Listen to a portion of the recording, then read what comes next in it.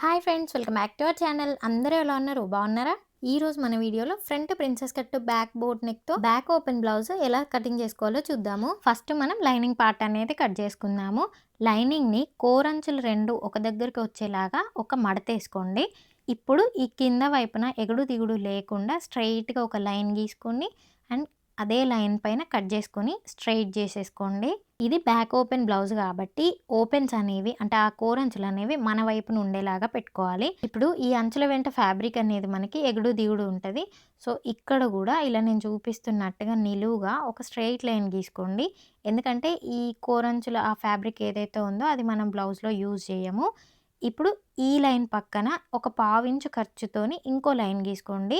ఈ పావించు అనేది మనకి బ్యాక్ సైడ్ హుక్స్‌లు, ఐ పట్టీకి స్టిచ్ చేసుకుంటాం కదా! సో, దానికి యూజ్ అవుతుంది. సో, ఆ కోరంచుల్ని ఇలా కట్ చేసి తీసేయండి. నెక్స్ట్ మనం బ్లౌజ్‌కి ఒకవైపేమో బ్యాక్ పార్ట్ కట్ చేసుకుంటే, ఈ వైపేమో స్లీవ్స్ కట్ చేసుకుంటాము. జస్ట్ బిగినర్స్ కోసం చూపిస్తున్నాను. ఇప్పుడొచ్చేసి మనం బ్యాక్ పార్ట్ కటింగ్ చూద్దాము. ముందుగా మనం బ్లౌజ్ లెంత్ మార్కింగ్ చేసుకోవాలి. ఇప్పుడు మన బ్లౌజ్ ఏ లెంత్‌తోనైతే రెడీ అవ్వాలి అనుకుంటున్నామో దానికి పైన షోల్డర్ దగ్గర 1/2 ఇంచు, అలాగే కింద వైపున ఫోల్డింగ్ కోసం 1/2 ఇంచు, మొత్తం 1 ఇంచు కలుపుకొని ఇక్కడ మార్కింగ్ చేసుకోవాలి. మనకు కావాల్సిన లెంత్ వచ్చేసి ఇక్కడ 14.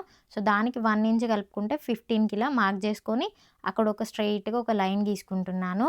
చూడండి 15 ఇంచెస్ ఉంది కదా! సో, దీంట్లో మన బ్లౌజ్ అనేది 14 ఇంచెస్‌తో రెడీ అవుద్ది. ఇక్కడ ఈ పావించు అనేది హుక్స్, ఐ పట్టీ ఖర్చు కోసం. నెక్స్ట్ వచ్చేసి మనం షోల్డర్ మార్కింగ్ చేసుకోవాలి.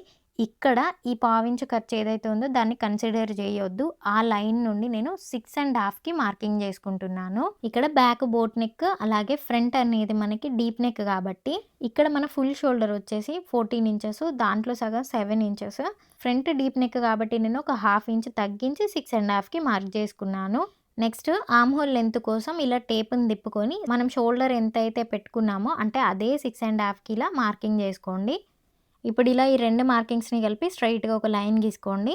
ఇప్పుడు నేను చూపిస్తున్నట్టుగా ఈ ఆర్మ్ హోల్ లెంత్ మార్కింగ్‌ని ఇలా పక్కకి ఎక్స్టెండ్ చేసుకోండి. ఇదే లైన్ మీద మనం చెస్ట్ మార్కింగ్ అనేది చేసుకుంటాం. చెస్ట్ రౌండ్‌ని 4 తోని డివైడ్ చేసుకొని వచ్చిన దాన్ని ఈ లైన్ మీద మార్కింగ్ చేసుకోవాలి. ఇక్కడ చెస్ట్ రౌండ్ వచ్చేసి 33 ఇంచులు. దాన్ని 4 తోని డివైడ్ చేస్తే మనకి 8.25 వస్తది. అంటే 8 మీద 2 గీతలు. ఇప్పుడు దాన్ని కూడా ఈ సెకండ్ లైన్ ఉంది కదా! ఆ పావించు ఖర్చు అనేది వదిలిపెట్టి ఇలా మార్కింగ్ చేసుకోవాలి. నెక్స్ట్ ఈ కింద వైపున మనం వేస్ట్ మార్కింగ్ అనేది చేసుకోవాలి. సేమ్ వేస్ట్ రౌండ్‌ని కూడా 4 తోని డివైడ్ చేసుకొని వచ్చిన దాన్ని ఇక్కడ మార్కింగ్ చేసుకోవాలి.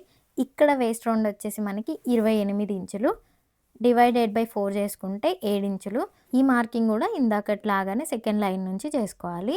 ఇప్పుడు ఇక్కడ మనం బ్యాక్ సైడ్ డాట్స్ ఏస్తాం కదా! దానికోసం ఒక 1 ఇంచ్‌కి ఈ మార్కింగ్ నుంచి ఇంకొక మార్కింగ్ చేసుకోవాలి.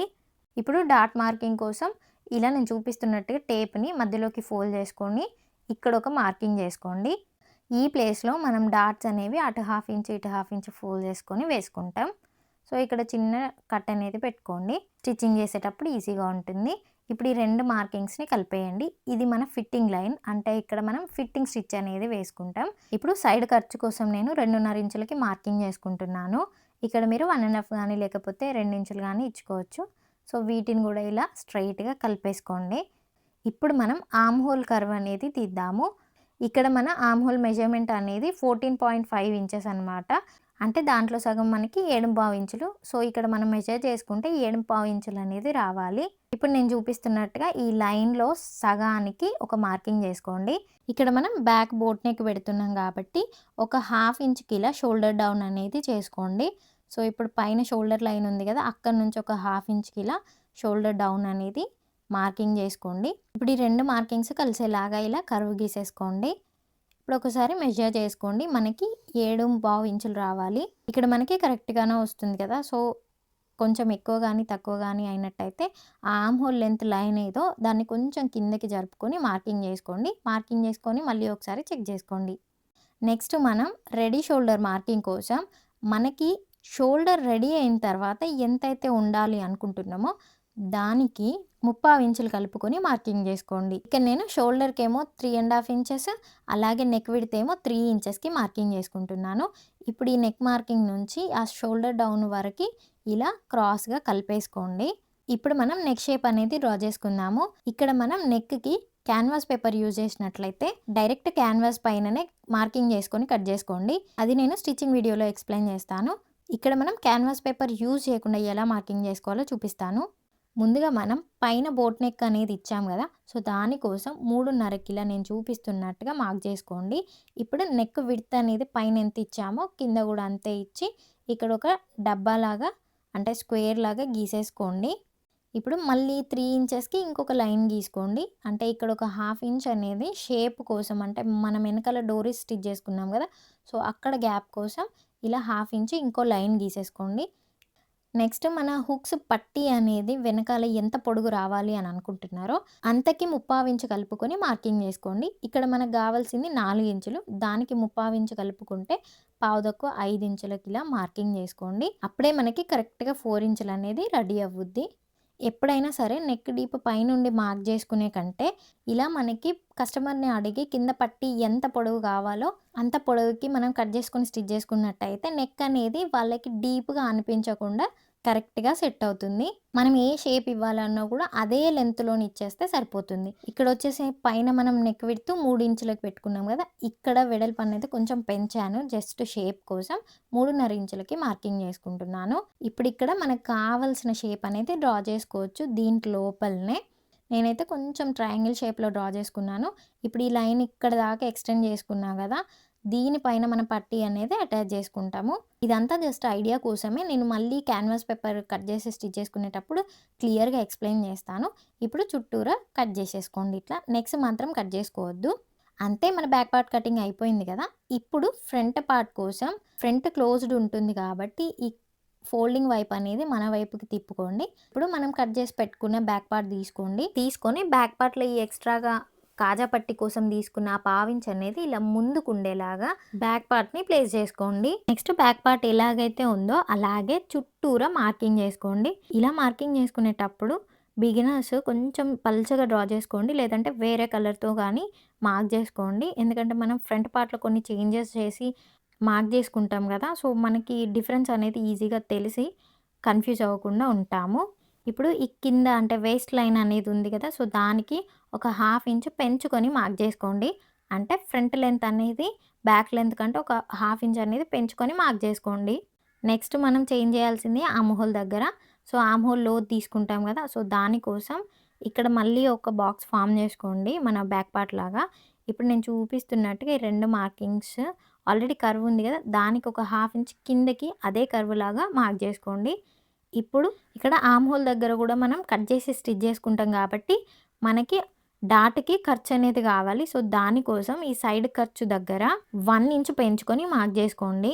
ఇప్పుడు మనం ప్రిన్సెస్ కట్ షేప్ అనేది మార్కింగ్ చేసుకుందాము. సో దానికోసం ముందుగా ఎపెక్స్ లెంత్ అనేది మార్కింగ్ చేసుకోవాలి. ఈ ఎపెక్స్ లెంత్ అనేది మన షోల్డర్ నుంచి చెస్ట్ పాయింట్ వరకు ఎంతైతే వస్తుందో అంత ఇక్కడ మార్కింగ్ చేసుకోవాలి. ఇక్కడ మన మెజర్మెంట్లో 9.5 వస్తుంది. దానికి షోల్డర్ దగ్గర 1/2 ఇంచ్ ఖర్చు కలుపుకొని మొత్తం 10కి మార్కింగ్ చేసుకుంటున్నాను. ఇప్పుడు ఇదే పాయింట్ దగ్గర మనం ఫోల్డింగ్ నుంచి ఎపెక్స్ టు ఎపెక్స్లో ఎంతైతే సగం వస్తుందో దానికి ఇక్కడ మార్కింగ్ చేసుకోవాలి. ఇక్కడ మీకు ఒకవేళ ఎపెక్స్ టు ఎపెక్స్ కరెక్ట్గా తెలియకపోతే మన చెస్ట్ రౌండ్ డివైడెడ్ బై 10 చేసుకొని ఇక్కడ మార్కింగ్ చేసుకోండి. ఆ ఫోల్డింగ్ దగ్గర నుంచి ఇక్కడ నేను 4 ఇంచులకి మార్కింగ్ చేసుకున్నాను కదా, ఇదే సేమ్ మార్కింగ్ కింద లైన్ మీద ఇలా మార్కింగ్ చేసుకోండి. ఇప్పుడు ఈ 2 మార్కింగ్స్ని కలుపుకుంటూ స్ట్రైట్గా ఒక లైన్ గీసుకోండి. ఇది వచ్చేసి మనకి ప్రిన్సెస్ కట్ మెయిన్ డాట్ వేస్తాం కదా అది. సో ఇప్పుడు ఇక్కడ డాట్ విడ్త్ అనేది నేను 2 ఇంచులు తీసుకుంటున్నాను. ఎందుకంటే ఇది 33 బ్లౌజ్ కాబట్టి డాట్ విడ్త్ 2 ఇంచెస్ అనేది సరిపోతుంది. 36 చెస్ట్ సైజ్ వరకు కూడా మీరు 2 ఇంచెస్ తీసుకోవచ్చు. ఇప్పుడు మనం డాట్ విడ్త్ మీరు ఎంతైనా ఇవ్వండి, అదే డాట్ విడ్త్ ఈ సైడ్ ఖర్చు సైడ్ పెంచుకోవాలి. అంటే ఇక్కడ నేను 2 ఇంచెస్ ఇచ్చిన కదా, సో అదే 2 ఇంచెస్ ఆ సైడ్కి అలా పెంచుకొని మార్కింగ్ చేసుకోవాలి. ఇప్పుడు డాట్ బయట సైడ్ అంటే మనకి సైడ్ ఖర్చుల సైడ్ ఇలా 2 ఇంచ్కి పైనకి మార్క్ చేసుకొని ఇక్కడ కూడా స్ట్రైట్గా ఒక మార్కింగ్ చేసుకోండి. అండ్ ఇప్పుడు ఇక్కడ నుంచి ఇక్కడ వరకు ఇలా చిన్నగా కర్వ్ గీసేయండి. మరీ ఇలా షార్ప్గా రాకూడదు, షేప్ అనేది కొంచెం నీట్గా తీసుకోండి. అండ్ ఇటు సైడ్ మాత్రం ఇలా స్ట్రైట్గా గీసుకోండి. ఇప్పుడు ఇది ఎంత ఉందో ఇది కూడా మనకి ఇలా మెజర్ చేసుకుంటే సేమ్ రావాలన్నమాట. అప్పుడే మనకి ప్రిన్సెస్ కట్ అనేది ఎక్కువ తక్కువ రాకుండా కరెక్ట్గా వస్తుంది. చూడండి మనకి ఇక్కడ సేమ్ వచ్చింది కదా. ఇప్పుడు దీన్ని మన ఆర్మ్ హోల్ సైడ్ కలిపేయాలి. ముందుగా ఇక్కడ ఈ ప్రిన్సెస్ కట్ మార్కింగ్ దగ్గర కొంచెం కర్వ్ స్కేల్ యూజ్ చేసి తీయండి. ఆ తర్వాత ఈ మార్కింగ్ నుంచి ఆర్మ్ హోల్ సైడ్కి ఇలా నేను చూపిస్తున్నట్టుగా 2 మార్కింగ్స్ పక్కనే పావించి గ్యాప్తోని మార్కింగ్ చేసుకోండి. లెంత్ అనేది ఇక్కడ చిన్నగా ఒక 3 ఇంచెస్ వరకు పైన డాట్ లెంత్ ఉంటే సరిపోతుంది. నేను కటింగ్ చేసేటప్పుడు చూపిస్తాను చూడండి. అండ్ ఇప్పుడు నెక్ లెంత్ వచ్చేసి నేను 6 ఇంచులకి మార్కింగ్ చేసుకుంటున్నాను. ఇప్పుడు ఇక్కడ నెక్ విడ్త్ మనకి 3 ఇంచులు కదా, సో అదే పైన 3 ఇంచులకి ఇక్కడ కూడా మార్కింగ్ చేసుకోండి. మార్కింగ్ చేసుకొని ఇక్కడ ఒక డబ్బా ఫామ్ అవుద్ది కదా, సో ఇలా డబ్బా గీసుకున్న తర్వాత దీంట్లో షేప్ కోసం ఒక 1.5 ఇంచ్కి ఇలా మార్కింగ్ చేసుకుంటున్నాను. ఇప్పుడు విడ్త్ వచ్చేసి నేను ఒక 1/2 ఇంచ్ బయటకు పెంచాను. 3/4 ఇంచ్ కూడా మనం పెంచుకోవచ్చు బ్రాడ్నెస్ కావాలి అనుకుంటే. ఇప్పుడు ఒక 1/2 ఇంచ్ అనేది నెక్ లెంత్ డీప్ మార్కింగ్ చేసుకుని ఈ 2 మార్కింగ్స్ని ఇలా కలుపుకుంటున్నాను. పక్కన పిక్ యాడ్ చేస్తాను చూడండి. ఇలా మీకు నచ్చిన షేప్ అనేది డ్రా చేసుకోండి. విడ్త్ మీకు ఎక్కువ కావాలి అనుకుంటే ఇంకొంచెం పెంచుకోవచ్చు, అలాగే లెంత్ కూడా మీరు ఇంకొంచెం పెంచుకోవచ్చు. సో ఇప్పుడు మనం కటింగ్ చేసేసుకుందాము. నెక్ మాత్రం నేను కట్ చేయట్లేదు, మిగిలిన చుట్టూరా ఇలాగా నేను చూపిస్తున్నట్టుగా కట్ చేసేసుకోండి. ఇక్కడ ఆర్మ్ హోల్ దగ్గర కూడా అంతే, లోపల మార్కింగ్ అనేది కట్ చేసుకోవాలి. మీరు గమనించారో లేదో, ఇక్కడ నేను చాలా పెద్ద మిస్టేక్ చేశాను. లైనింగే కాబట్టి మనం మళ్ళీ కట్ చేసుకోవచ్చు. ఇక్కడ మిస్టేక్ ఏంటంటే నేను డాట్ విడ్త్ 2 ఇంచెస్ ఇచ్చాను కదా, సో బయటకి 2 ఇంచెస్ అనేది పెంచకుండా ఓన్లీ 1 ఇంచ్ మాత్రమే పెంచాను. సో అలా పెంచుకున్నప్పుడు మనకి సైడ్ ఖర్చు అనేది తగ్గిపోతుంది. సో దాన్ని ఎలా కవర్ చేయాలో నేను ఇప్పుడు చూపిస్తాను. ముందుగా మనం మార్కింగ్ చేసుకున్నట్టుగా ప్రిన్సెస్ కట్ షేప్ అనేది కట్ చేసేసుకోండి. కట్ చేసుకునేటప్పుడు కూడా ఇలా కార్నర్లో రాకుండా కర్వ్ లాగా మంచిగా తీయండి. మనం మార్కింగ్ చేసుకునే ఎపెక్స్ పాయింట్ దగ్గర కూడా ఇలా గుర్తు కోసం చిన్నగా అటు సైడ్ ఇటు సైడ్ కట్స్ అనేవి పెట్టుకోండి. మనకి ఎన్ని బ్లౌజులు కుట్టినా కూడా ఎక్కడో ఒకటి చిన్న చిన్న మిస్టేక్స్ అవుతూ ఉంటాయి కదా, కానీ ఈ మిస్టేక్ మాత్రం నేను ఫస్ట్ టైం చేశాను. సో ఇప్పుడు దాన్ని ఎలా కవర్ చేయాలో చూద్దాము. ఇప్పుడు ఇది మనం ఆల్రెడీ కట్ చేసుకున్న ప్రిన్సెస్ కట్ అనేది. సో మనం లెఫ్ట్ సైడ్ అంటే ఈ బయట వైపున సైడ్ ఖర్చు దగ్గర ఒక 1 ఇంచ్ అనేది తక్కువ పెట్టి కట్ చేసుకున్నాము. సో మీ దగ్గర లైనింగ్ అనేది తక్కువ ఉంది అనుకుంటే దీనికే జాయింట్ అనేది వేసుకోవచ్చు, ఓన్లీ వేస్ట్ దగ్గర మాత్రం. లేదు అంటే ఇప్పుడు నేను చూపిస్తున్నట్టుగా ఇదే అంటే మనం ఈ ప్రిన్సెస్ కట్ ఇవి కట్ చేసుకున్నాం కదా, ఈ పార్ట్స్ కంటే విడ్త్ అలాగే లెంత్ ఎక్కువ ఉండేలాగా 2 పార్ట్స్ తీసుకోండి. ఇలా ఆ 2 పార్ట్స్ మీద మనం కట్ చేసుకునేవి పెట్టేసుకొని వేస్ట్ దగ్గర మాత్రమే ఒక 1 ఇంచ్ పెంచుకోండి. అండ్ ఆర్మ్ హోల్ దగ్గర అసలు పెంచాల్సిన అవసరం లేదు, ఆల్రెడీ మనం 1 ఇంచ్ తీసుకున్నాం కాబట్టి ఇలా 1 ఇంచ్కి మార్క్ చేసుకొని క్రాస్గా ఇక్కడ నుంచి అలాగే ఇక్కడ వరకు కలిపేసుకోండి. ఇది వచ్చేసి ఆర్మ్ హోల్ సైడ్ అనమాట. సో ఇలా మార్కింగ్ చేసుకొని అదే ప్లేస్లో జస్ట్ కటింగ్ అనేది చేసేసుకోండి. చుట్టూరా యాజ్ ఇట్ ఈజ్ మార్కింగ్ చేసుకొని కట్ చేసుకోవాలి, ఏం పెంచాల్సిన అవసరం అనేది లేదు. ఆ మిస్టేక్ అనేది నేను చేయకుండా ఆ 2 ఇంచెస్ పెంచుంటే ఇదంతా చేయాల్సిన అవసరం ఉండేది కాదు. సో మీరు కటింగ్ చేసేటప్పుడే 1కి 2 సార్లు ఆలోచించుకోండి. అంతే, మనం ఇలా కటింగ్ చేసుకుంటే అయిపోయినట్టే మన కటింగ్ మొత్తం. అండ్ ఇక్కడ వచ్చేసి మనం ముందుగా కట్ చేసుకున్న పీసెస్ని పక్కన పెట్టేసుకోండి, అవి యూజ్ అవ్వవు. నెక్స్ట్ మనం మెయిన్ ఫ్యాబ్రిక్ కటింగ్ కోసం ఇక్కడ మనకి నిలువుగా లైన్స్ వచ్చినాయి కదా, అవి నిలువుగానే వచ్చేలాగా బ్యాక్ పార్ట్ని ఇలా ప్లేస్ చేసుకోండి. బ్యాక్ ఓపెన్ కాబట్టి మనం ఓపెన్ సైడ్ అయినా పెట్టుకోవచ్చు, లేదంటే ఫోల్డింగ్ సైడ్ అయినా ఇలా పెట్టుకొని కట్ చేసుకోవచ్చు. చుట్టూరా కొంచెం ఎక్స్ట్రా ఉండేలాగా చూసుకోండి. ఫ్రంట్ మాత్రం ఫోల్డింగ్ అలాగే మెయిన్ ఫ్యాబ్రిక్ ఫోల్డింగ్ కూడా 2 ఒకటే సైడ్ వచ్చేలాగా ఇలా నేను చూపిస్తున్నట్టుగా కట్ చేసుకోండి. ఎప్పుడైనా సరే మనం ఈ మెయిన్ ఫ్యాబ్రిక్ అనేది ఇలా ఫోల్డ్ చేసుకొని దాని మీద కట్ చేసుకున్నట్టయితే ఒక పార్ట్ వెనక్కి ఒక పార్ట్ ముందుకు కాకుండా కరెక్ట్గా వస్తుంది. యాక్చువల్గా మీకు అర్థమయ్యేలాగా చెప్పానని అనుకుంటున్నాను. సో వీడియో నచ్చితే ప్లీజ్ లైక్ చేయండి. ఏదైనా డౌట్ ఉంటే కింద కామెంట్ చేయండి, నేను రిప్లై ఇస్తాను. నెక్స్ట్ వీడియోలో క్యాన్వాస్ యూజ్ చేసి ఈ బ్యాక్ నెక్ అలాగే ఈ ఫ్రంట్ కట్ వర్క్ నెక్ అలాగే బార్డర్ యూజ్ చేసి ఎలా స్టిచ్ చేసుకోవాలనేది ఇంకా క్లియర్గా చెప్పడానికి ట్రై చేస్తాను. సో సబ్స్క్రైబ్ చేసుకోవడం అస్సలు మర్చిపోవద్దు. Thank you so much for watching. Bye.